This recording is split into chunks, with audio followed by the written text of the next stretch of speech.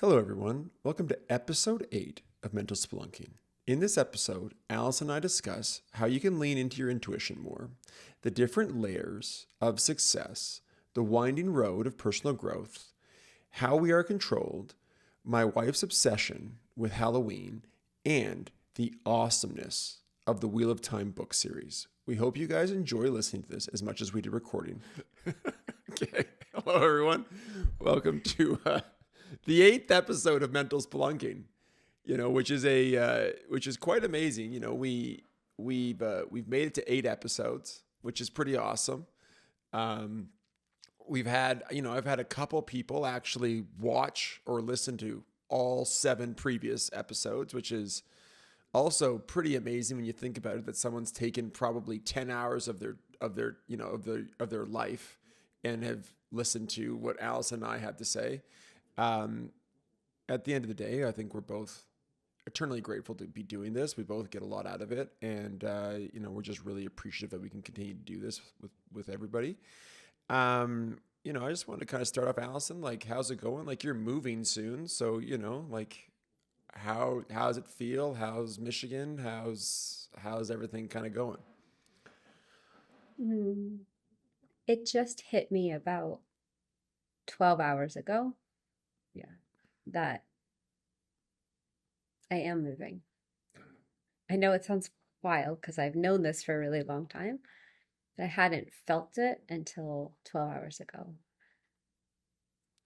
Yeah, And it so, what is feels, that like? mm, What does it feel like? um, it feels like, so there's a pull towards California that feels really strong. And there's a feeling of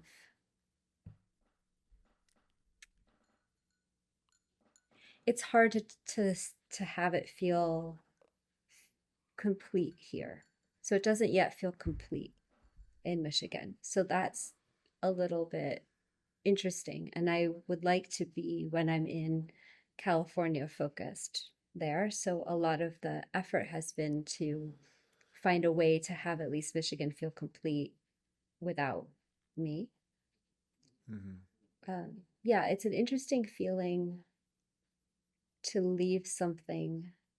It's like leaving in the middle of a project. I guess this is what happens when people leave jobs in the middle of jobs, but I've never done that. So it's an I interesting have. feeling. Yeah. Is that what it I've feels done that. like? I don't know. I was kind of happy to leave some of the jobs I left, but maybe I didn't give them a good college try. I just was like, this is not for me. I can't do this anymore. Um, but no, I think what you're talking about is kind of similar to, I think I've talked about before, like me leaving Calgary and moving to Portland. Yeah. I was very clear that I did not want to be half in, half out. I didn't want to be stuck in a dorm frame with one Yeah. foot somewhere else and one foot kind of back in the past. Yeah.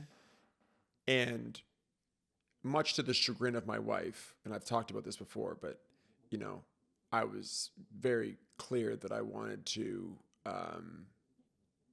make sure that I tied off that aspect and moved forward. Yeah. So it's been interesting to watch that happen. And last night, something incredible occurred where one of the people that we've been working with, who's been really wonderful, came over for dinner. And I learned that he has incredible abilities and amazing insight into the world. And all this time, I had no idea. So I felt so relieved almost to know that he was going to be the one taking over what's happening here because there was an extra dimension to his work that I didn't know existed. And it felt really good for supporting the kids. Well, I was just thinking though, like, I'm sure that you felt somewhat like this when you were leaving um, the charity. Yeah, but I had wrapped it up to a place where it felt like it was tied because I gave 6 months notice and it Okay. was maybe even more. yeah, 6 months notice. And there were still bits and pieces of things, but for the most part, everything was kind of running. It was working. I had tied things up in a place where I could just hand over a package to somebody. This I thought was like that. And then a bunch of funding came. So then there was opportunity to keep the programs running. And of course, if we could keep the programs running and supporting the kids, I want to do that. So it changed a lot in the last month from what I thought it was. So now it definitely feels like it feels like we'll have two sites now, but I just won't be running the one in Michigan. Well, that's exciting. You Yeah. know, it's exciting, but it's also there's definitely like at least I could like at least how I might feel is you're like, am I leaving something here? Like, is this, you know, it's like I feel this massive pull to LA. It feels right to go to LA, Hmm. but now I'm starting to kind of feel like we're getting some liftoff and success. It's Exactly. like Yep. grants are coming in, all this stuff's coming in, and Yep. it's like, am I just gonna just blow this up to go toil in Yep. LA like I've been toiling in Yep. Grand Haven for however long I've been toiling for? Yeah. You nailed it. That's exactly what it feels like. Yep. Yeah. No, I know. Yeah. It's tough. Like it's such a tough thing to know what's right, what's not. I think that kind of goes back to what you and I talked about with that intuition. And like Hmm. when we talked about intuition, right? Like it's that feeling that you can't shake, you know it, and I think that that's kind of at least how I see for you with LA. You're like, I know I have to be there, even it's almost like the universe is kind of like dangling a carrot in front of you, Yeah. like, are you Yep. sure, like, are you Yeah. gonna trust it, like, Uh-huh. I'm going to give you every reason to doubt it to Yep. see how committed you are. Yeah. That's exactly what it feels like. And I can feel this because of that. I'm supposed to leave Wednesday. Well, I was originally going to leave on Monday, but then I realized we teach an online class. And so for me to leave Monday and then spend all day Tuesday online in a class is stupid. So I might as well just, finish that. Um, but I can feel this kind of like, well, I could stay till Thursday. I could stay till Friday because my lease doesn't end till Friday. So there's been definitely this internal struggle, and it feels very much like, yeah, like a test. Uh, and I'm going to leave Wednesday because, Well, that and I feel like there's always that kind of test between your ego and your essence. You yeah, know, like up here is being like, hey, we should leave like Friday. Like we can yeah, do these courses, we can yeah, stay, but yeah, there's something inside you being like, no, screw that guy. Like that guy's been wrong all the time. So let's just I'm gonna leave Wednesday, and then this guy up here is just screaming like, no, like we have to stay. No, no, no. And you're just like, hey, you need to get into the back of the bus again, dude. yeah, Like I spent a long time getting you out of the driver's seat, out of the passenger seat, more into the back. yeah. There's another dimension of it too, where there's a part that it's small, but I definitely notice it of, well, what happens if I'm not here? Right. So I'd like to have all the grants in place before I leave, which is a real interesting thing to just notice of, well, you're kind of forcing myself to be like, leave and let it figure itself out, you know? Yeah, well, it's kind of like when I left my job, right? I gave Mm-hmm. myself a long time. I gave myself like a year Mm-hmm. transition. But, you know, I remember kind of earlier this year, kind of maybe in March or April, feeling like, you know, this is kind of an ego thing where I felt like I felt like I did a good job where I was. I felt like I was an integral piece of the puzzle. And then you realize that you're kind of replaceable. Yeah. Like you're actually not that integral, that the organization goes on without you Yep. and it's fine. I cried a lot. I was sad. I was like, it was kind of an ego death for me being like, wow, I'm actually not that important. That is okay. I'm going to go cry. I'm going to go sob in a bathtub now just because I've just realized this. Not that it has anything to do with the organization. Like obviously the organization that I worked for, they got to figure it out. I was like, hey, I don't want to, I want to do something Right. different. They're like, that's totally great. We're very happy for you. But like, we need to figure something Yeah. out because you did a lot of work for us. So we need to go figure out what we do without you. Yeah. Um, but you know, that's that whole like here thing, right? The here thing's like, you're going to be fine. Just move forward. The up here thing's like, wait, hold on. We're not important. We don't matter. Oh my God. Like, maybe we should go back. Like maybe Yeah, we should like exactly. go. It's like maybe we should like go back and like let them know that we matter.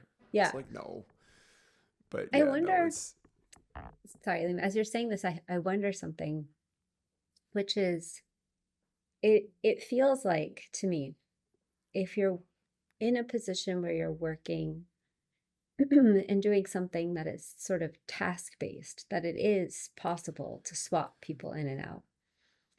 And that if you're doing something that's more, say, essence based or purpose based, that it's a lot harder to have someone just replace a person. And I'm not sure if that's true. It just came to me as you were speaking.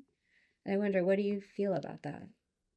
yeah. So I think that like so when I think about the book that I'm writing with Jess, or I think about the thing that you and I are doing here with mental spelunking, um, I feel like both of us are integral to it because I think there's like an energy bridge that we've built between us there's an energy bridge for sure I built between Jess and I. Mhm. When I was in London, it was insane how much of a wavelength we were on.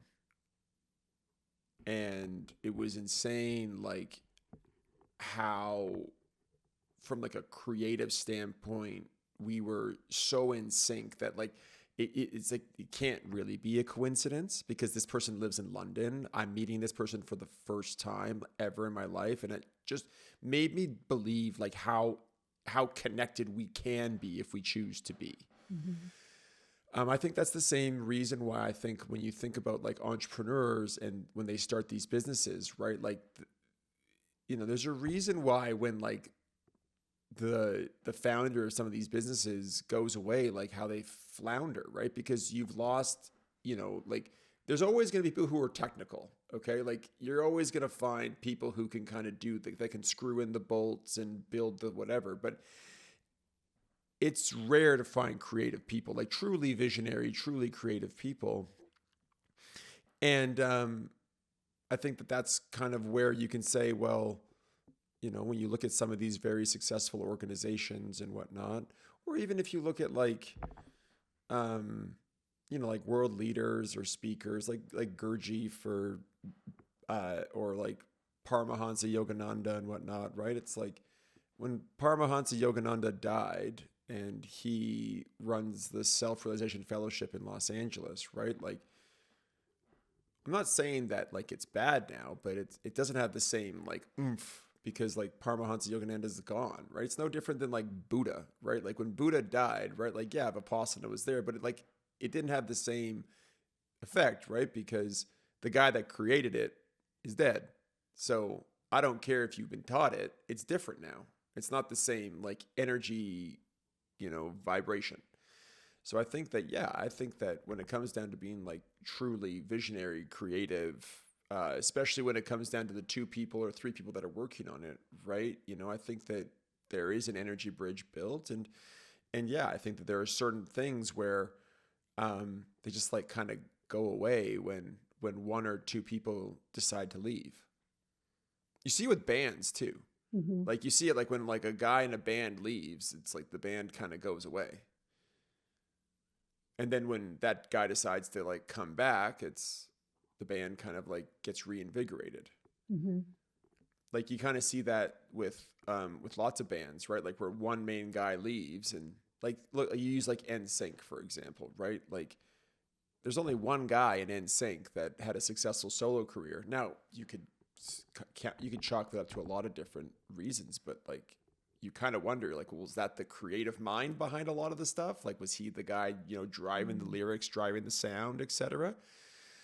um I don't know. I think that there's definitely I think you're onto something when it comes to creativity, but like what do you think? Like what's your view?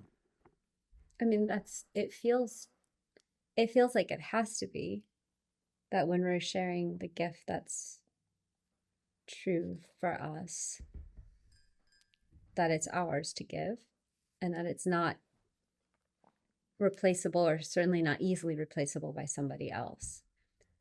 And it creates in kind of sitting with it, I see that there's an interesting thing that arises in that when we speak about jobs in general, there's a whole through line that says, you are replaceable. Even in the coaching space, right, people will say, well, of course you can leave your job because someone else will just take it over. That is true, and at the same time does sort of do something to somebody to make them feel like, oh, I don't actually have anything unique and special to give. And it's just because the thing that's unique and special to give is almost never given in that context. That context is, for lack of a better way of saying it, task based. It's not essence based. It's material. Yeah, So it's outcome focused too, yeah. right? Mm-hmm. Like you can see, like I think sports kind of encapsulates this really well, right? Um, like there are teams who are on paper amazing. Like they have the best player. They have some of the best players in the world, but they just can't get over the hump. Mm-hmm. They can't win. They're always a bridesmaid. They're always, they finish second or they finish third or whatever it is, right? But it's amazing what happens when they bring in like one or two other people to change the energy mix of that Yeah. team and then they Mm-hmm. win. So I actually don't think that everything is replaceable. Like, like they're like, I think sports encapsulates this as much, Mm-hmm. right? It's like, I don't think Michael Jordan was replaceable. Like he's one of one. And there's lots of people like that, right? But I also think that there are people on teams as well that maybe aren't the quote unquote best player that isn't winning all the accolades and whatnot, but they're also not replaceable because they might be the glue to a team. Mm-hmm. They might be that creative spark to the team.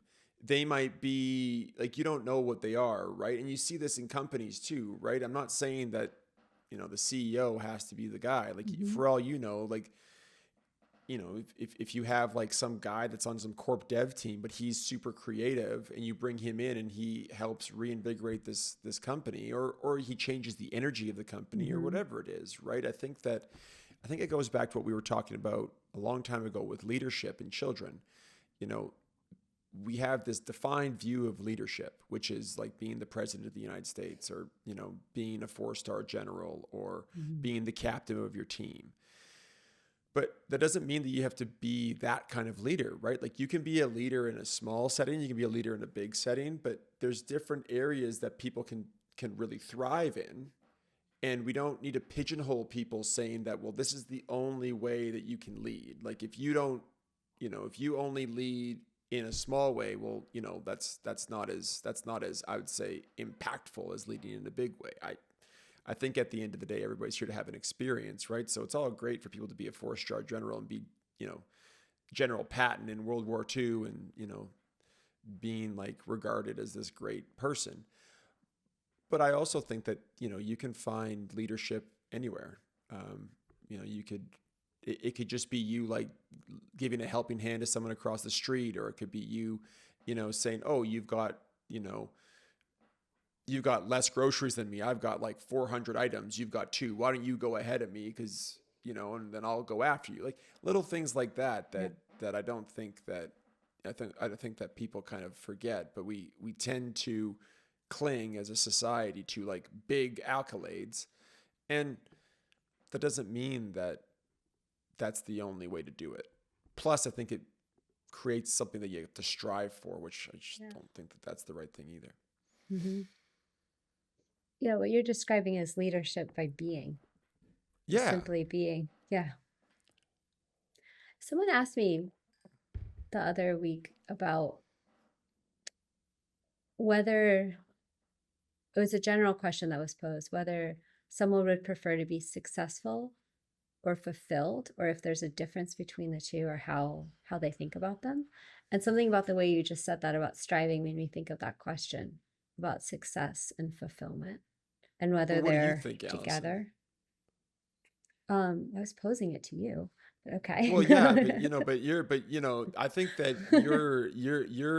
you've had like a pretty interesting life where you've been like a leader.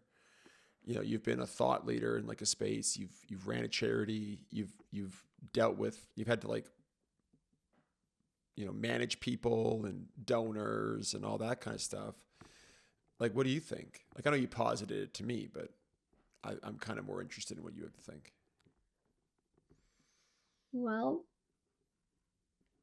so it feels like success is about kind of moving up. I think it comes from the same root as ascension, or has something to do with ascending a mountain. I think was the original, somewhere related to the original root of the word. And it has that feeling to me of pushing against something. So when you're climbing a mountain, you're pushing against the gravity and the resistance of the mountain. And so there's value if you in thinking about success in that way of what are you pushing against, and are you overcoming what you're pushing against. And fulfillment actually feels more like, to me, an inherent quality of what you get out of whatever it is that you're doing. So yeah, I was feeling like and in reflecting on this, the way that we colloquially speak about success as having reached the top of some very high mountain kind of misses the beauty in like the actual journey of getting there, and that the success is in the every moment of pushing against, of outgrowing yourself, and there's fulfillment within that, um, in each moment. And if you are looking for the fulfillment only at the top, I feel like that's when it ends up feeling really hollow, because you're no longer pushing against anything, right? So there's nothing to fill you. You're not growing. That's my feeling about it. No, I think that's great. I think like so. I think that at least for me, um, I feel like everything kind of comes down to like an internal versus external process. And so when you think of success, you think of, okay, well, what's my definition of success versus what's the world's version of success, and what am I gonna strive for? Neither one's wrong, okay? But you get to choose. And so I remember like when I was in my 20s, I wanted a Lamborghini and I wanted all the like trappings of what external success was. It's like I want this like massive house, and I want, to be the like this incredibly like monetarily successful entrepreneur, and I'm going to have a Lamborghini, and I'm going to like, whatever, right? And what you realize is that that's only like one avenue of success. There's lots of avenues of success. Um, and so when I look at it, I've kind of always looked at it like at least what I've changed to look at it like is more of like an internal external process. So you try to focus on figuring out what success means to me, like what is success. And then I would say maybe I don't think about fulfillment too much, but I think about contentness, Mm-hmm. where I say, okay, um, like what do I want? What don't I want? And it kind of comes down to me, like I don't know, you and I have done a really cool process where we've like sat down, you've had me sit down and write out like, okay, what is your career success? What is your family success? What is, all the different things of success that can be for you, right? And it's not about um it's not about like the actual accolades. It's more about like, how do you want to feel in this success? How do you want to feel on the like ascension up the mountain? How do you want to feel when you actually get the success that you're trying to achieve or whatever it is, right? Because sometimes like, like when you watch Oppenheimer, and I think that the director, what's that guy's name? Anyways, he directed Batman and The Christopher Dark Knight. Nolan. Christopher Nolan. I've been There you listening to you go. talk about Oppenheimer for so long. I know Yes, his there you name. go. There you go. So there you go. So what Christopher Nolan, I thought, did such a great job of was showing Oppenheimer's troubling inner visions of a different world, and then Oppenheimer having to go out into the real world and try and figure out how to access this other world that he could see. And it's always in his dreams and his visions, and you can see like at the very start where like the little like lines and the all that kind of stuff, right? And that's where you've got like a calling, right? But it can be hard because you're like, you don't know what you're doing, da da da da. But this is what you need to do. Like it's kind of like a call to action. And all Oppenheimer did the whole time was essentially try to, access this world. And he did, at the very end of it with detonating the nuclear bomb at Trinity. And so at Los Alamos and whatnot. And so I think that there's an interesting thing here, right, where you talk about like the destiny and success and all this kind of stuff, right? Because there's people who are just like, I want to accumulate a lot of money. Okay, that's great. Mm-hmm. But there's another form of it where it's almost like you don't really get a choice. It's like, it's kind of like written into the pattern the pattern. It's like, this is where you're going to go and you got to do it. And you've got to figure it out. So it's kind of like a super internal process. And so that's kind of where when I think about success, I try to think about it from that perspective, and I try to really, really tap into like where the universe wants me. It's kind of like what we talked about at the start of this podcast, right? Where there's a party that's like, we're getting all the success in Grand Haven, we shouldn't leave, and you're like, no, I need to go to LA, and no fucking idea what's in LA. Yeah. Well, isn't that what's interesting about the colloquial use of the word success and what it actually feels like? Because to me, when I feel most successful, so you were asking about kind of previously, when I felt success is when I was in the middle of not having just started something, but kind of in the middle of it, like working away, making progress, feeling like I'm outgrowing myself, challenging myself. That's the best part. And then when it's completed, it feels less like success and more like a completed thing that I Yes, then want to agreed. move from. So yeah, it is interesting that the way people are viewing the program now in Grand Haven is with success, and the way I'm viewing the program in Grand Haven is, oh, we did that, you know. Yeah. So Yeah, no, I know what you yeah, mean. It's like the success of it's the process. Like it's yeah, the process of being in it. yeah, And then whereas people think that the success is actually the outcome, which it's yeah. not. The It's outcome's just almost like, not okay, that's the end of a chapter. I got to move right. forward. Right. And that's why it feels so hollow, because it's held up in culture as being this thing that's revered and that we should really want, and that all of the good stuff comes at the completion, but actually all the good stuff is coming all the way up until that point.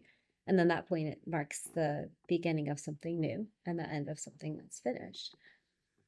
It's my feeling of it. So every time I would get to a place where I had, say, plateaued or felt like I completed what needed to be completed, I would feel so hollow because everybody would say to me, "You're so successful."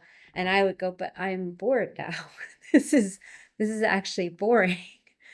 Yeah. And I need that challenge to feel fulfilled. Well, I think that you and I have talked about this offline a bunch, right? And so like I have this whole idea of like the only way you grow is you got to put yourself into max vulnerability. Mm-hmm. There's this kid that I mentor, and he's a really, really, really good golfer. And he turned professional this summer, and I think I've talked a bit about it. But it's like this kid always puts himself in max vulnerability. Yeah, like it's such a like Like, I revere that about this kid, because I don't think anybody understands how hard it is to constantly put yourself in that position. I don't even think he Yeah. does it like he doesn't do it consciously. He does it Yeah. subconsciously, which is fine. But like in golf, like, because I played competitive golf, it's way easier to be like in 30th place going into the final round of a tournament and shooting the best score you've ever shot in your life to win than it is to be in the final group or the penultimate group every single time and have all the eyeballs and have all of the pressure on you. But it's Mhm. the only way you grow.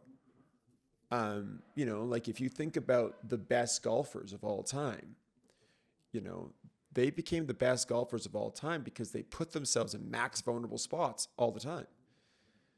Like, if you think about Jack Nicklaus, there's like these like 4 tournaments every year called the majors and whatever. They've just been deemed prestigious, whatever. Fine, they're prestigious tournaments. So, and you're actually judged as like on your career about how many of these tournaments you've won. Okay, so Jack Nicklaus has won the most. He's won 18.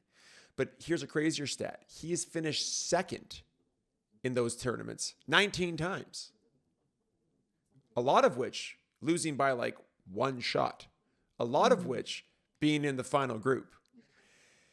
So that guy, yeah, he's got the most major wins, but that guy's also put himself in the most max vulnerable spots in those tournaments possible. It's like, Mhm. that means 37 times he's been either winning or losing by 1 shot. That takes a lot of gumption and a lot of guts to do that consistently. Mhm. And that's the one thing that I say to people. It's like, if you want to grow, put yourself in max vulnerable spots like all the time. Put yourself out there, and you know, you'll grow, because you won't. Yeah, you'll grow. You have no choice. You don't have a choice. You don't have a choice. You'll get to see all the shadows in your closet. Mhm. The shadows are actually skeletons. They show up. They'll talk to you. Hey, you're on stage now. You can't get off. What are you going to do? And you can't tell anybody that I'm on stage with you because they'll think you're crazy. But I'm here. What do you want to do?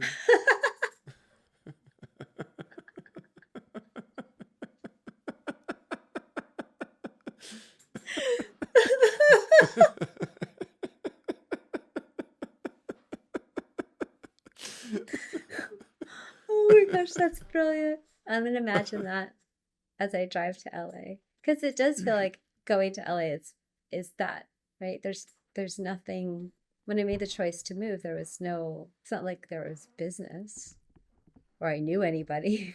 I just had a feeling this is where it needs to be or where I Well, need to and they be. get and the universe gave you your old apartment back. Right. So it was like I was all aligned to have it happen. And it's incredibly vulnerable to show up in a city. I show up anywhere without a plan, just trusting. Someone said something to me the other day that I also appreciated that's related. It's more like tangential, but I feel like it's worth sharing. Very simple. As somebody who is well versed in traditional Chinese medicine, and she shared that the concept of health in that medicinal system is to be empty, to be open to whatever comes. So I loved that because that is the position of being vulnerable. And that is the position of being able to greet whatever is there at the present moment without having to try to control it or bring the shackles of the past or visions of the future. So I've been thinking a lot about that or trying to feel into that idea of health, particularly because so much over the last few years has felt like that's like I'm like a goalie or something and I'm just hanging out, right? And then something comes and I'm like, okay. This is happening now. Uh, Almost like blindfolded goalie. So I don't know it's happening until it's right there. Um, And I had not experienced life before in that way. So it's been interesting. I think that I agree, right? Like I think, when you think about, I think I talked about like, handing your life, having like a higher power, let's say, right? And Mm-hmm. then like handing your life over to that higher power. Mm-hmm. Um, like there's so much of our lives that are just like out of our control, but we spend a lot of time trying to keep them in control, which then essentially gives us pain and Yeah. gives us suffering and gives us ailments and diseases and whatnot. And uh, my uncle, he went to Peru and did ayahuasca. And anyways, he was talking about how he was having this conversation with like whatever, like a big, like, like the great spirit or whatever you want to call it, right? And the great spirit was like, you have to realize that like all disease and all that kind of shit is essentially like caused by you, and stress and all this kind of stuff, right? And stress and whatnot, all that is caused by you. I'm not trying to sit there and say that stress is bad. I'm just saying that, hey, if you have unneeded stress all the time, or you're constantly trying to control things all the time, you're gonna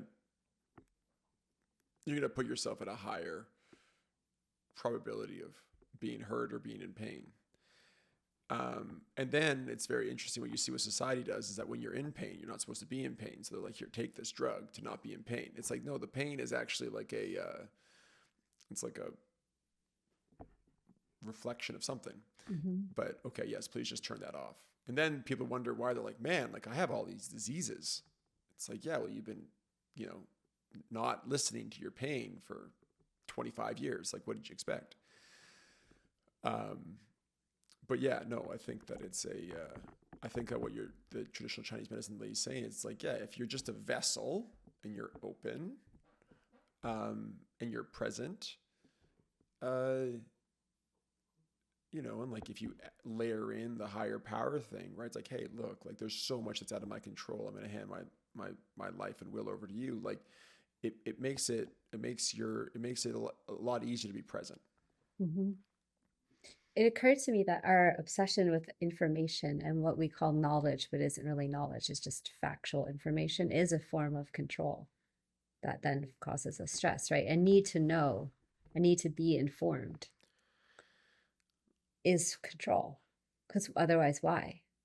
You know, Why the fuck do you have the news on all the time? I Other don't. than to buy dumb shit. That's the only reason I can think of. It's just a co-opt. It's like we're gonna tell you all this sad shit, and then buy this. Then here's a bunch of ads. Buy this stuff. Like I agree. It's like why do you always have to have stimulus at all times? Like Hmm. there must be stimulus It gives a sense of control. for I used sure. to listen to NPR all the time. Every drive I would be on, I would always listen to it. And I took a lot of pride in listening to it, and being informed of what was You going told on. people this. Yeah. Oh You're yeah. like I listen to NPR. I I'm no so no. great. You do it in a subtle way. I heard on NPR. Exactly. That's I like was saying I listening went to to school in NPR. Boston. Yes, exactly. So I would say things, yeah. I was listening to NPR and da da da da.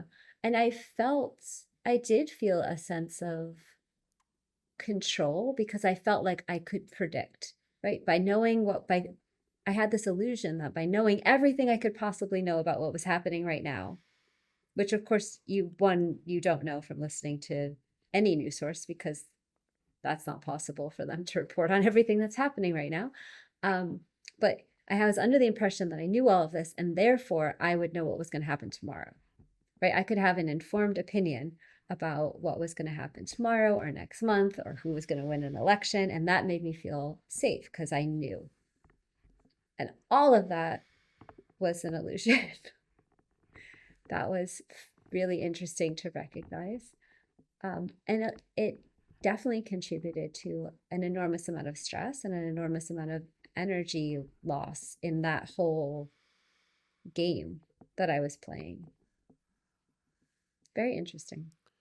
Yeah, well, and I was also thinking about this too, like when we were talking about earlier about success and where you're at in the world and whatnot. Like, I think that what that Chinese medicine person also talks about is like being open to what needs to be kind of like, look, you and I haven't, I'm not very happy with this word, which is like, I don't like the word channel because I think it gets used a lot in like a really not great way. But like, you don't know what can channel through you, right? Like, what you learn in shamanism is that you have no control over anything. Like, other things are helping you. And so I think that that's the case here too. I think that's kind of where the ego can get really insidious, because it's like, look, when you and I come on this podcast and we talk, right? Like, I don't know what's wants to come through. I'm just being open to what comes through. And it's amazing when you can feel things, like you start to feel like something here, you start to feel something in your spine and whatnot. You're like, okay, like that's interesting. Like this, okay, I don't know what's being pushed through me, but something is. And, none of it's really yours. Like, I think that's the funny part. Like, I think that's where the ego gets really interesting, where it's like, well, did I come up with that? It's like, it doesn't matter. At the end of the day, you probably didn't, because nothing's like, everything's already happened. But at the end of the day, in this reality, this is what's being channeled through you. But people kind of say here, well, this is my idea, and this is what I think, and this is what if you don't listen to me, then you're dumb. It's like, well, no, like that's your idea. It's being channeled through you. It could be yours. It doesn't really matter. The point being is that the more open you are, the more the magic happens, I find. Mm-hmm. Liam, how are you? We've gone all this time and I haven't even asked you how you're doing. No, I'm great. I'm great. Like I'm great. Um, things are good. I'm It's Halloween soon. My wife loves Halloween. Like, is obsessed with Halloween. And so we have a whole thing that we're setting up. She's got 2 fog machines. We've Whoa. got, we've got this like cool gargoyle like evil demon slayer thing that we found a way to like make it look like it's flying above our like, or like holding on to like our like entryway, kind of like in an arch, and Uh-huh. it's pretty cool.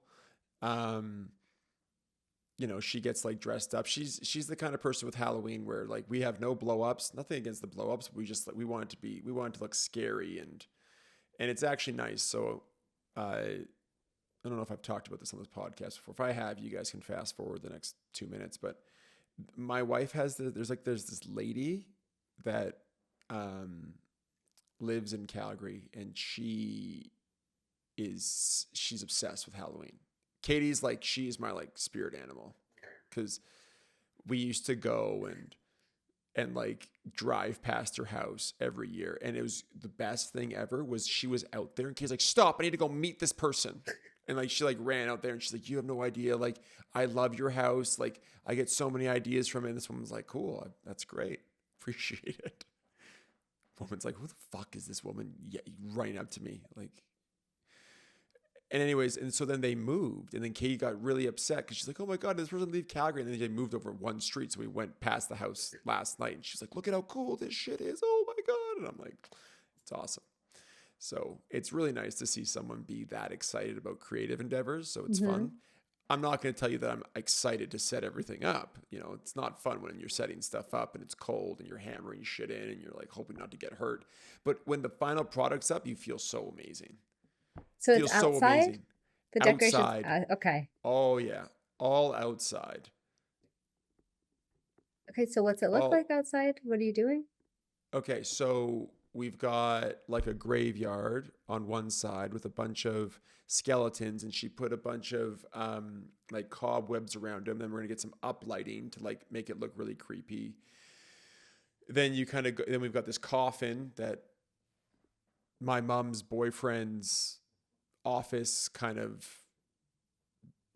like warehouse guy built for us like 11, 12 years ago. We came to Portland, came back from Portland, like, anyways, it's still sturdy. So we've got that there. And then we've got one gargoyle guy on the lawn where it's looking like he's coming to get you. We've got the other gargoyle guy hanging from the top. We've got a werewolf. We've got like a death scythe. We've got like the Grim Reaper, like both at the front of the door. So like when you come up, there's a werewolf and a Grim Reaper. We've got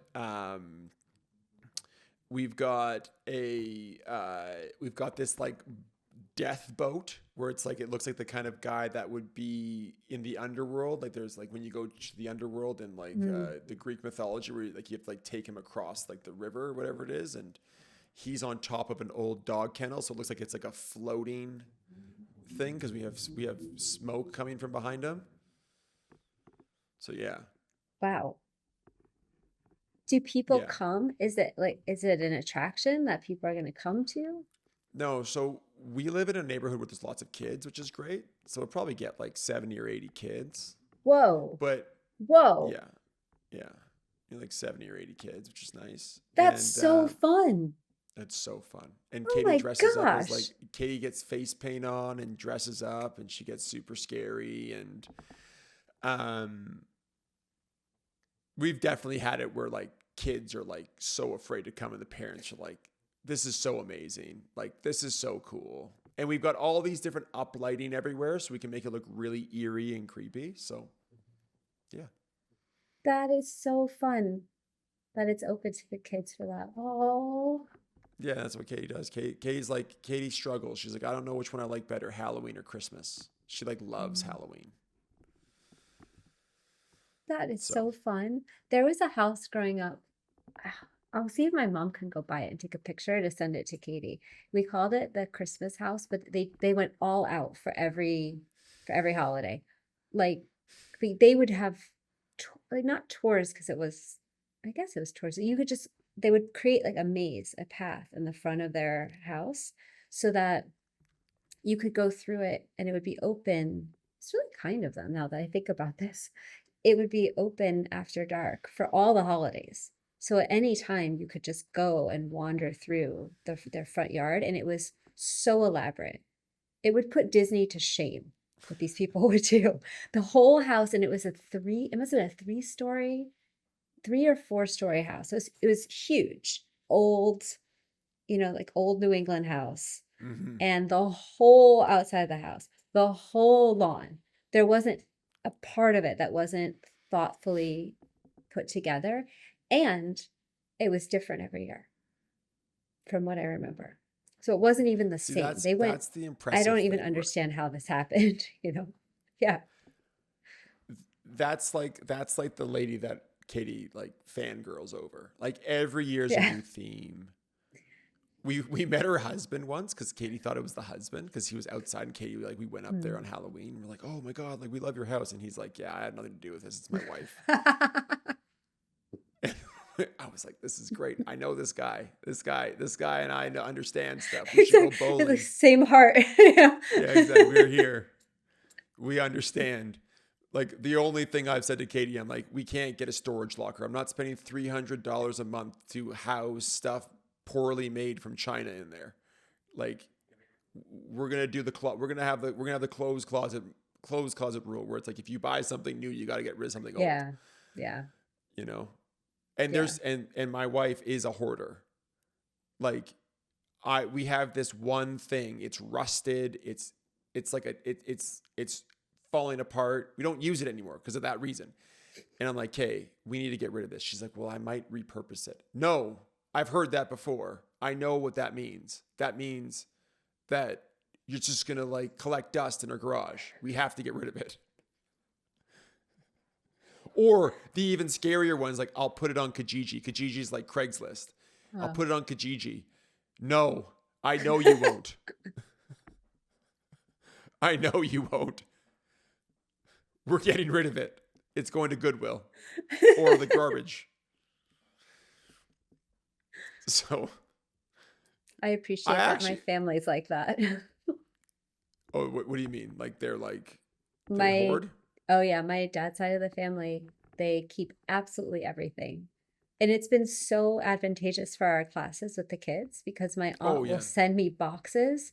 There, there was one, and there are things like, I can't fathom that you've kept this for 30 years, like chopsticks, napkins, stir things for coffee. Um, I got back a gift that I had given to my grandmother when I was 8 that she never opened because she was trying to preserve it or something. It was a pen and notepaper. The pen just didn't work because a pen Oh doesn't live that long. It no. has a lifetime, it turns out. And the paper was basically like disintegrating. Uh, but so it was really funny because she would give us these boxes and the kids knew them as like Aunt Claire's boxes. Um, and they'd be filled with whatever random stuff. And a friend, one of the kids who we're friends with, found some chopsticks and he looks at them and he goes, "These are made," I don't know how he knows this. He's like, "These are made from real wood." Like, these are expensive chopsticks. He goes, "They don't even make chopsticks like this anymore." He goes, "How old are these?" I go, I don't know. Probably 40 years old. He's like, "Your aunt is amazing." He was so excited. He started keeping the special chopsticks that were made with the special wood. It was so funny. Yeah, so that side of the family is very much like that. So I can appreciate that, like, it's helpful to have someone nudge to be like, "Hey, so why are we holding on to napkins from 1992?" No, Like, we need this. You need this person in your life. Like I am that person for Katie. I'm like, yeah, what are we doing with this stuff? And then I'll yeah. just because, like she got rid of all my bathing ape shoes. She didn't like my sneaker collection. They just one pair would just randomly leave a month. And I'm like, where are my like purple and green sneakers? And she's like, I don't know. So so so I think it's fair for me to get rid of fucking shit that's broken that you're never gonna repurpose. Like Yeah. you're not a welder. Like what are you gonna do? Get a blowtorch and a thing? And no. I totally understand. My aunt kept balloons, helium balloons that are made of that. Yeah. And they were like for numbered birthdays for my grandmother in her 90s. Who are these for? There's a very small subset of the population who can use a balloon that says 99 on it. Very rare. And Unless the guy's a hockey player or right. like a football player. And presumably they will just buy a new one. Like they don't need a used 99 balloon. So the kids were over the moon. They would make incredible things with all of this. And I would just laugh and laugh and laugh at all of the stuff that I would get. Yeah, I can't imagine holding on to those things. I'm the opposite. I have the opposite issue where I'll just go through and be like, I don't need anything anymore. And then 2 weeks later, I'll be like, so I don't own any white t-shirts. It's actually a problem now.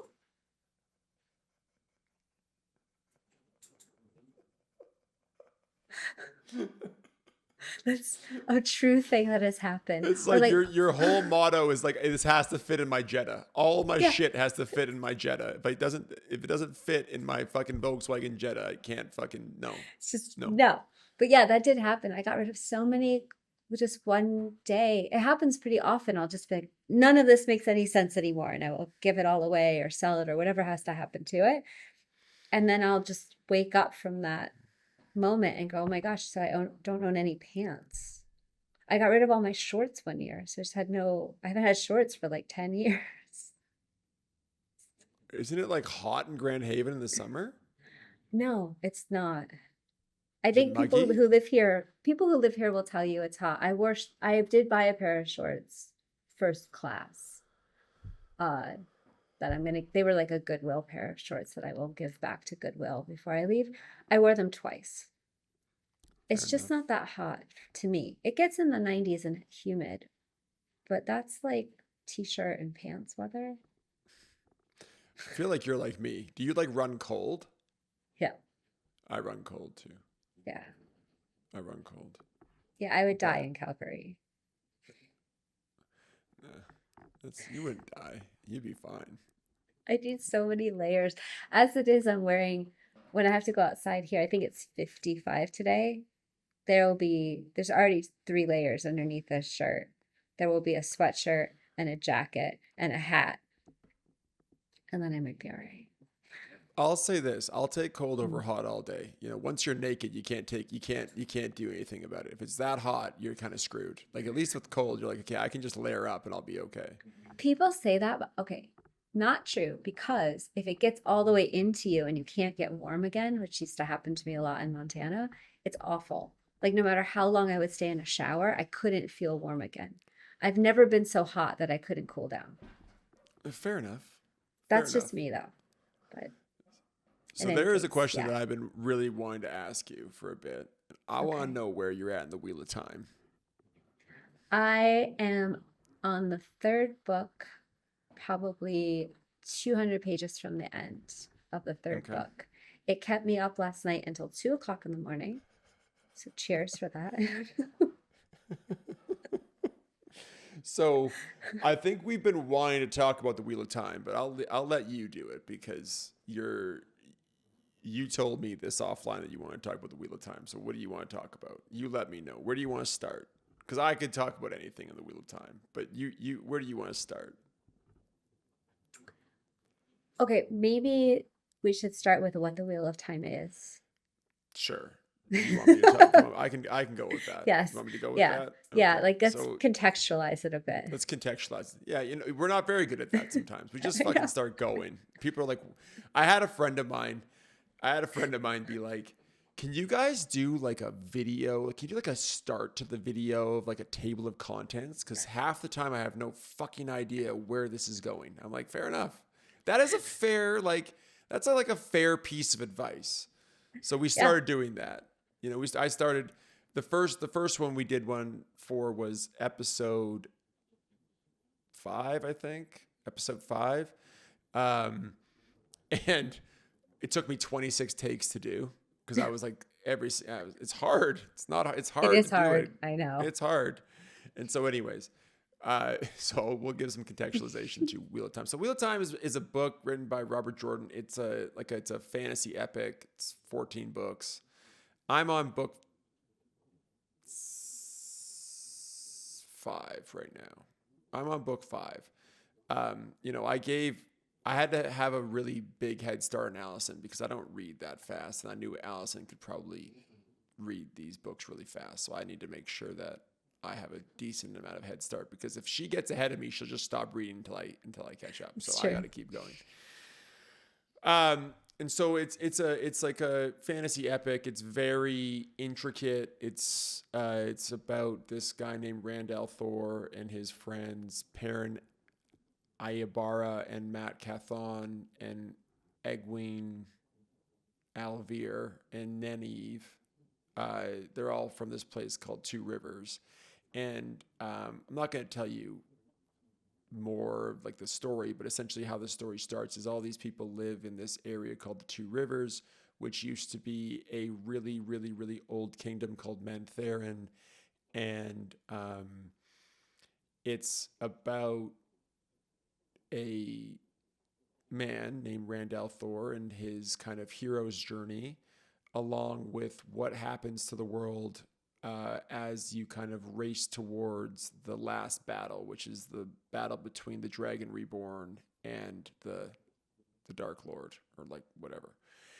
And it's very intricate. There's lots of great characters in it. As I've said, I think one of my favorite characters in all of Wheel of Time is Min Fairshah. And uh, reminds me of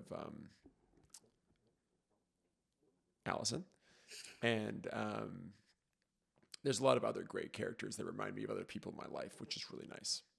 I think that's like some context. So it's like, look, I don't Yeah. want to spoil the book for you because there's like so many. It's just such a great book.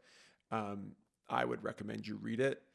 I really love fantasy books. I really, really love them. Like I've read all the Lord of the Rings.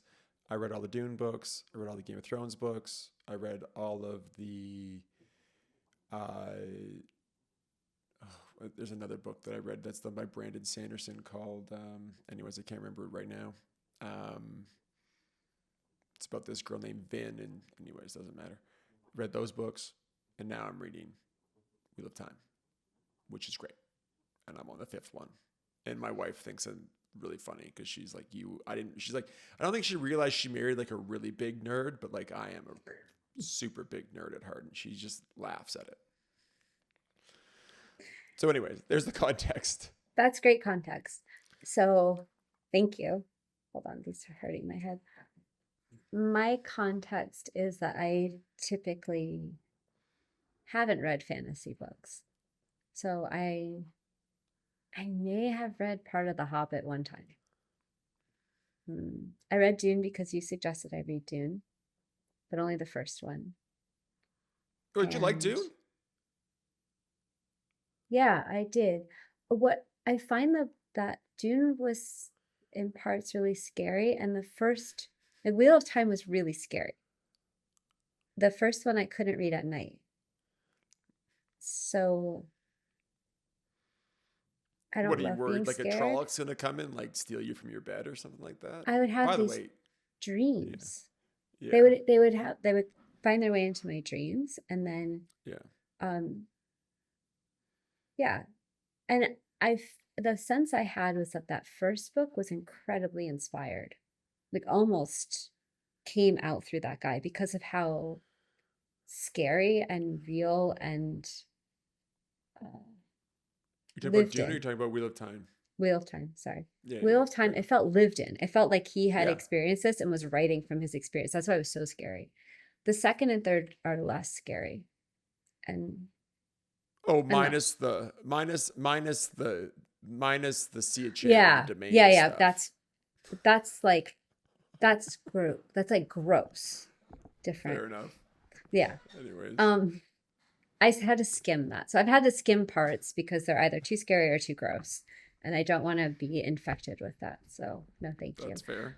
Uh, what I've really come to appreciate about this book, and I'm kind of curious since you've read so many others that are in this genre, is that it seems to present a worldview that is both complete and aligns with a lot of other, say, traditions worldviews, but provides different words for it, different stories around it, uh, but is pointing towards the same thing as, say, stories that I might have read from Eastern traditions or things that I've heard in spiritual communities or things like that. So I'm kind of curious, are most of the books in this genre like that, or is that So unique? I would say that the Wheel of Time and Dune, like I've gotten an unbelievable amount of spiritual tenets from those books. So like I would say that reading the Lord of the Rings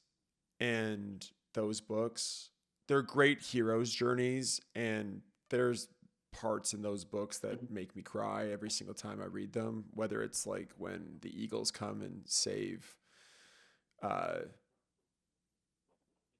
Pippin, no, Mary, no Pippin, yeah, Pippin. When like they're fighting at the Moranian or the Black Gate, and they're getting owned, and then out of nowhere he's like lying on his back and the Eagles coming. He's like, "Oh, the Eagles! I'm gonna cry even thinking about it." I just think the Eagles are coming. I fucking love the Eagles. They're one of the best characters of all time. And the Eagles always save people. Like there's this uh, part in the uh, in the Silmarillion where Morgoth like chains this guy to a like a mountain by his hand, and the this eagle Thorondor comes and saves them, and then Thorondor saves a lot of people. Fucking love Thorondor, great character. But I would say that the general tenet of it is like good versus evil. Like light will kind of um, always kind of overcome dark, whatever. But I would say that the Wheel of Time and Dune, but we'll talk about Wheel of Time now. We can talk about Dune later. But like in the Wheel of Time, there are like so many spiritual tenets that I've gotten that are just so like vivid. Like like there's a saying in it where it's like the pattern weaves what the pattern wills. which kind of talks about, like, look, I'm not trying to sit here and say that people don't have free will, but like there are a lot of, there's no coincidences, right? Like the pattern of life is going to kind of keep going. I think this other idea that like the pattern, like you'll die, um, like there's this great, one of my favorite characters in all of the book is this girl named Birgit, and she has like silver arrows and a silver bow, and she's got this long flowing golden hair, and she's one of the heroes of the Horn. Fucking love Birgit. And she talks about how she's like there's this dream world called Tellerandroid. I can't even say it, whatever. That's what we're gonna go with. You can understand what I'm talking about. It's the dream world. And she's in the dream world, and she says to Nanaeve in it, and she just says, she's like, me, and she has this one guy named, I think his name's Gade, I can't remember, whatever. She's like, we've been spun out into the pattern so many times that we just wait in this world until we get spun out. Which I was just like, that's such a great metaphor for life, right? Because we come to this earth, everybody's like, well, we're only here once. It's like, well, I don't know, maybe not, but it just feels like I've been here a lot, or I've been to lots of different other places, and you kind of get thrown into the pattern, and you get kind of spun out, um, and I just think it's such a really interesting spiritual context. Mm. Yeah, that was my feeling about the book as well. I really appreciated how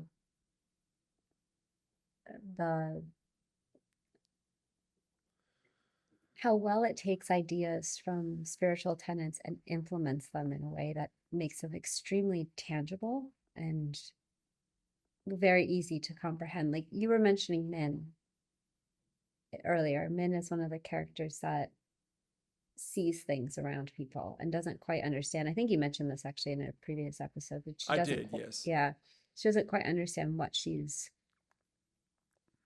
seeing or why, but she sees it anyway. And yeah, I felt very seen by that character. In fact, quite a lot of the, like in composition of a lot of the characters, I felt really seen, like, oh, this person really does understand what it's like. And the struggle that, and maybe this is in all of these types of stories, I don't know, but there's this kind of struggle you have with, this is something that I experience, and sometimes I wish I didn't, I think that the book does such a good job with that with Rand. Yes. Yeah. I think they do such a good job of that with Rand, because Rand, it toils with him. His whole character is he really fights with destiny versus reality. He really fights with it, which I think it's a very human thing, right? Mm-hmm. Like it's kind of like, like it's in a similar way to what's going on with you in Grand Haven in LA, right? Like there's reality where it's like, we're getting all these grants, like we got to do it, we got to stay. And then there's the destiny part where it's like, I have to go to that city and I don't know why, but I must go. Yeah. Which I think is really interesting. I also think the other spiritual thing that is in that book that I think is really powerful is the idea of like Tavaran. Like, so Tavaran is like someone who is so powerful that the pattern actually weaves around them. Like how the book explains it is that like a lot of people, they're just in the pattern and their thread is like just going. They don't really have a lot of change over their thread. But with Rand, it's like he has the ability to have the pattern weave around him, but then anybody that he comes into, he actually can change their life. He can actually change the thread that they go on. And like, how true is that of people in your life? Yeah. Mm-hmm. There are people that are just so powerful, like so, like it's like you get wrapped up in a whirlwind and you don't even know where you're going to go. And they have such an impact on your life that it kind of changes you forever. Mm-hmm. Which I think is such a great concept to bring up in a book. Yeah. And such a wonderful image. That's what I'm so appreciative of for this book. The image is so clear. The idea of a pattern, right? The idea of something that's woven around something. You can see it so clearly, and then notice how you can see it in life. Yeah. And I also think it also brings up a lot of like um real world things too. Like if you think about like the Aes Sedai, right? Like they're always scheming. They're always trying to figure out like how they can manipulate things or how they can control things and whatnot. And not always in bad ways. Like I don't think Moraine doesn't have bad intentions. Um, but like they're very powerful people, right? They can access the one power. They can access, so like how it works is that there are people who can access. The female version is Sidar and the male version Sidon. I'm pretty sure that's how it. Yeah. Anyways, I got them mixed up with whatever. And so this allows you to access the one power, and the one power allows you to access the five elements of life, which is like fire, wind, air, spirit. There's one other one. Anyways, maybe it's like earth. I don't know. Whatever. Anyways, but you can, and then how you access it is it's like they're almost like tentacles that you can weave and you can do things with. But the male form, the male version of it's been tainted by the dark one, and it causes men to go insane, except for the Forsaken. There's like 8 Forsaken men that essentially, because they're agents of the Dark Lord, they don't end up becoming insane. But it's crazy because you have like they're the only people that can do it, purportedly. But there's all these scheming things, like all these different places that are scheming, whether it's like you go to Karahine and it's like the game of houses and there's different factions trying to get power. And he does a very good job of weaving both spiritual tenets and real world tenets into the book. Yeah. Which And is great. showing how so often spirituality is used and abused in these scheming 100%. ways. Yeah. Like I think the Children of the Light are a great example of that. Mm-hmm. Yeah. The Children of the Light are these people who are like, we're only for the light, except they kill Aes Sedai, they torture people, and they think anybody who disagrees with them's a dark friend, which is like, that's very funny. It's like you pretend to be pure. That's very much like the Crusades. It's like, Yeah. oh, you don't believe in our God? Die. Yeah. Do all of Yeah. you want to believe in our God now? Because he died. That felt very much modeled on the Crusades. Yeah. The I love hearing you pronounce these names aloud because I definitely don't pronounce them aloud when I read, and then I don't know how to say them. So the Aes Sedai, which I definitely was saying something different in my head, they feel like a model of any spiritual guru who is really interested in power over others, dominion over others, and also has all of these other abilities. But the fact that they have other abilities doesn't make it so that they aren't interested in manipulating or controlling other people. Yeah, no, for sure. Well, and it's interesting like how the factions inside the Aes Sedai work, right? Like, like there's this whole idea of like inside Aes Sedai, there's different Ajahs, and the Ajahs are different like modalities that the Aes Sedai go and kind of go after. So like if you're in the yellow Ajah, you focus on healing, or if you're in the blue Ajah, you focus on like world events. And if you're in the red Ajah, you focus on killing men who can access the one power. That's their sole job, which is kind of funny. But then there's this other one, which is called the Black Ajah, which is like a secret form of Aes Sedai that work for the Dark Lord. And, there's a lot of, infighting and there's lots of factions inside that spiritual group. And you see that all the time. You see that where like, one spiritual group exists and then a faction breaks off. And maybe they don't like each other. They don't agree. Because one guy says we have to go around the circle clockwise. The other person's like, you can't do that. We have to go around it counterclockwise. We must fight these people because of this. And I think that that's really great. I think that's really great about that book. It's like Dune, you get a lot of, and I also think too that what the spiritual tenets they bring in, they're so well explained and so Yeah. well, like they're so well like presented that it doesn't feel like something that's just far fetched. Hmm. You know, I think that and like, look, like you and I read these books and we get this stuff from it, like, you know, maybe people don't get it from it, but I think at the end of the day, I think that there are so many great things in these books that you can get from spiritual tenet perspective that help, that really, like, you know, whether it's Min Fairshaw, whether it's the idea of like a Tavarin, whether it's the idea of the pattern that exists, whether it's past lives, like they Hmm. really talk about past Yep. lives in this book in a really good way and how they creep into your current life. They're really Hmm. good at that. Um, Especially with Multi-dimensional Rand. places, right? Multidimensional. Hmm. Exactly. Yep. That one's really well Exactly. done. Yeah, it's really well done in explaining a lot of ideas and contextualizing a lot of ideas that, in a way that doesn't feel heavy-handed or ridiculous, or just because it's so well woven into the story. It just like, oh, that makes a lot of sense when people talk about past lives. That's how it could work. Because I feel like it's like pulling on all these different threads and then making a beautiful tapestry where you can see how they all work together. And Yes. quite often we get bits and pieces of things, like past life, multi dimensions, like people have abilities or this or that, and they're not brought in any cohesive together in any sort of cohesive way. This book does a great job of that.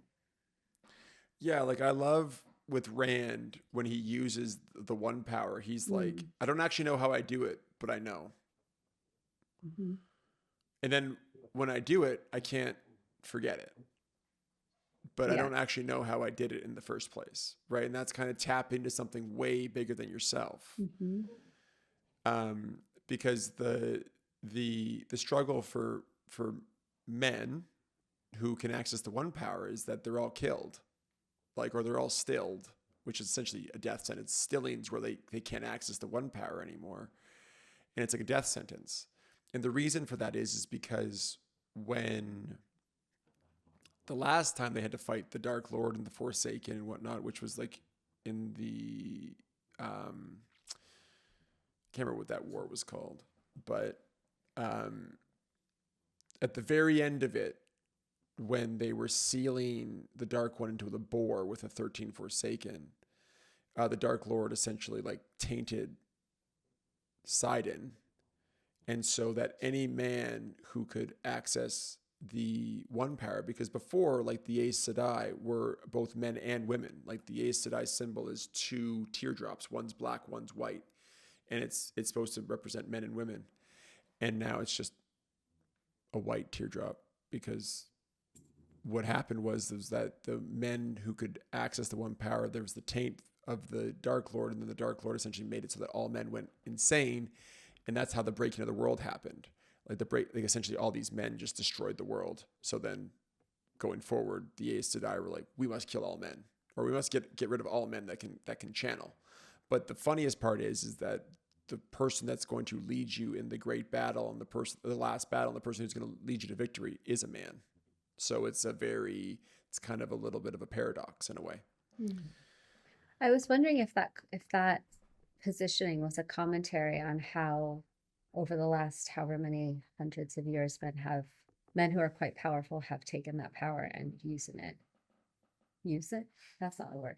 Used it often in a way that was not beneficial for people. You know. Yeah, I do. Well, I also think too, like Lord of the Rings talks about this at length, right? Mm. Like when you think about the rings of power, right? It's like three rings for elven lords, right? They knew they could feel like when Sauron made the One Ring, they could feel his power woven into their rings, so they took them off. They're like, "Hey, we can't use Mm. these rings; they're bad." And then it was seven for the dwarf lords, right? Well, they were so like stuck in their ways that the Dark Lord, that Sauron couldn't actually affect them. So they're just kind of like, whatever, we're just going to use these. But then it was 13, I think it's 9 rings. It was 9 or, anyways, hold on. How many? Hold on.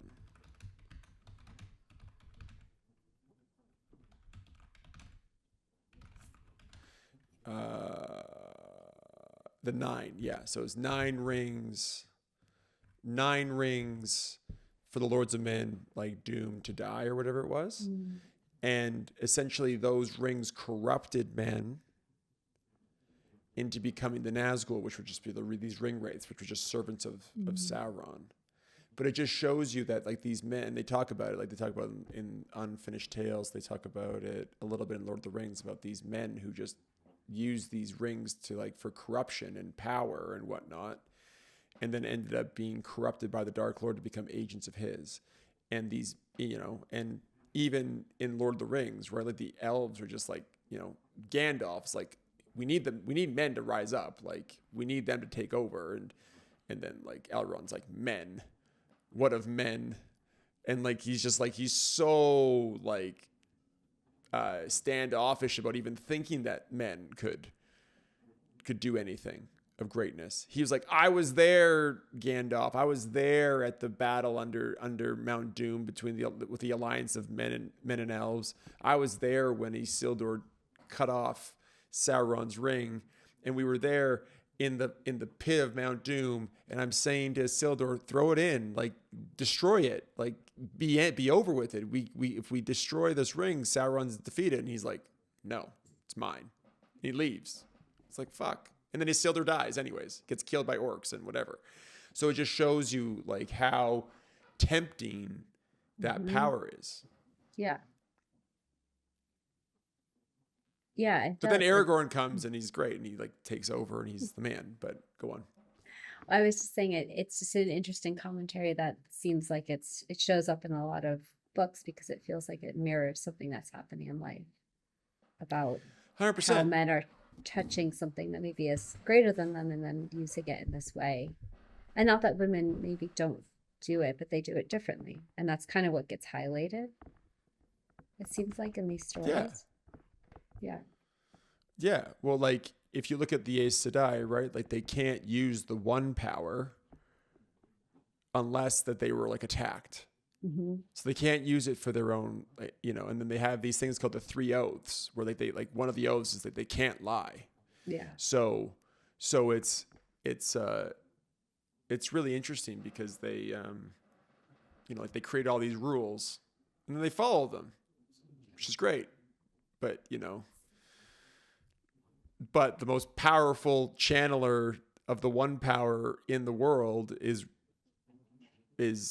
a man who's going to become the Dragon Reborn and fight the Dark Lord in the last battle. So it's a very interesting paradox. Yeah, it feels like a call. It feels like a call on men to be able to be in touch with something greater than themselves and not use it in a way that is destructive or detrimental for humanity. Like that is possible, right? Oh, it's possible. I think that's what Aragorn shows in The Lord of the Rings. It really shows that. Yeah. I know there's a great scene where Frodo's really struggling with the ring. He like comes to Aragorn. Aragorn's like, everything okay? And he's like, get away from me. And like, because Boromir had just tried to take the ring from him. And so he's telling him that. And Aragorn's like, okay, it's all good. Like, I'm your friend. I'm here to save you. And then he's like, well, you take it. Like, I don't want it anymore. You take it. And you could see Aragorn like really toiling with it. And his palms out like this. And Aragorn goes and he takes his hand and he's like, he knows that Frodo has to leave him. And he's like, I would have followed you to the, oh man, I'm going to cry. I would have followed you to the end. I would have followed you to the end. And he knows he has to leave Frodo and let him go. And, it's like one of the first men, and it's the guy that, ends up being the King of Kings who says, I don't want that power. Yeah. Like this is not what's for me. And it's just such a wonderful example of men being like, no, like I'm bigger than this. I'm better than this, which is awesome. Yeah, I think that's a good place to stop. me too. I just want to thank everybody for listening. As I said at the start when we were laughing, we really appreciate it. Yeah, And really. Thank you. we really appreciate it. We really enjoy doing this, and I hope that comes out. We really, really enjoy doing this. We really enjoy putting this content out there for you guys to enjoy, and hopefully you guys get something from it. And we look forward to talking to you guys hopefully in a month. So thanks so much. Thank you. Bye.